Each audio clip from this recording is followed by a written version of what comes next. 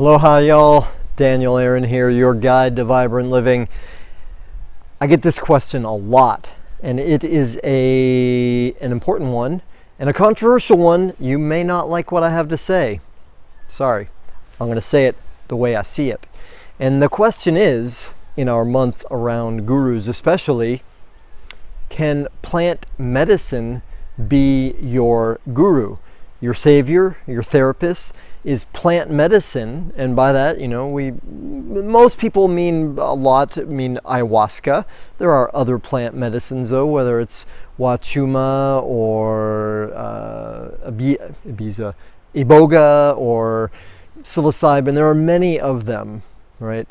And the question, can they be sufficient for your awakening? Well, maybe, right? Because the bottom line is, anything can happen, and there are a million different ways for any of us to awaken. No two paths are the same. And there is a big danger with plant medicines, because what happens for a lot of us, a lot of the time, is we take some plant medicine, and as Aldous Huxley says, it opens the doors of perception. What that means is it gets us out of ourselves, out of our usual patterns. It allows us to see and experience more beyond the veil. It gets us to experience more of what's really there beyond our limited vision, beyond our dysfunctional patterns, what we're used to, which can be tremendous, awesome, amazing, incredibly valuable. The challenge or the problem is, oftentimes, people come back from that experience having tasted oneness, having experienced the glory and truth of who they really are, and don't know how to integrate that, don't know how to live that. And so then a couple things can happen. One is, that was really good. How do I get back to that? I know, I'll do more of that. Becomes a habit, a crutch, right? Some years ago, I was in a relationship, intimate, romantic, sexual relationship with an ayahuasquera, a woman who led ayahuasca ceremonies.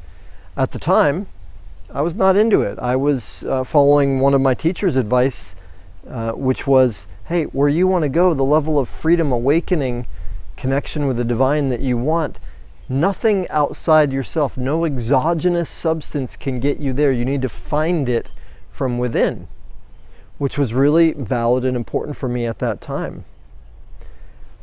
My partner really wanted me to join in the program, right, to get into a plant ceremony with her. I was like, no, it's not my thing. It's not my cup of tea, so to speak. And a friend of hers said to me one time, hey, come on, join.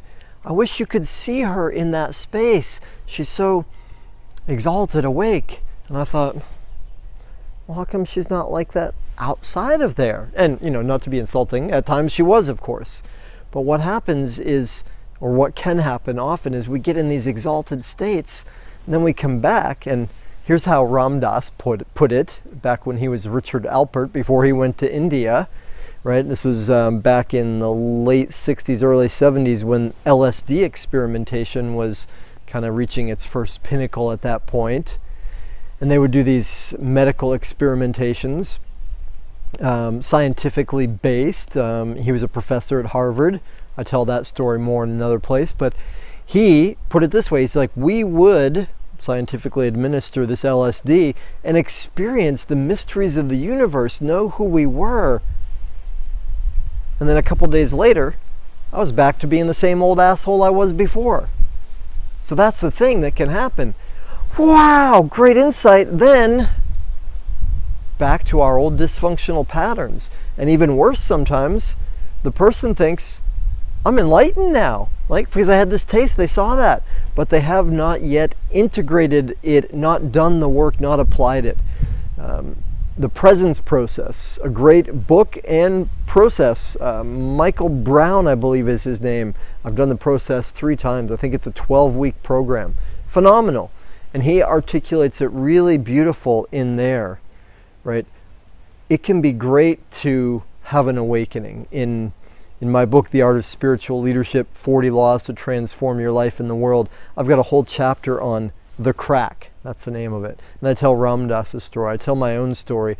I tell a couple other people's stories of the crack that broke open our previous conceptions, our previous beliefs, our previous worldview.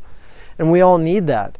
If we are going to expand into something else, we have to let go. Transformation means letting go of this in order to become that, right? What we also need, though, is this to become sustainable, to be something that we can live ongoing, to where the rubber meets the road is taking those insights, those awakenings, and applying them consistently in our lives. And for most of us, that means the activities of daily life, the work of daily life, right? Responding to the challenges of, our children need attention, the trash needs to go out, a client is having trouble with this, I'm in traffic, my boss wants this, my partner says that, these kind of things. How we respond on a daily basis to those things, that is the measure of our success with any awakening, with any guru. All right, I hope that makes sense. I hope I pissed you off only the right amount.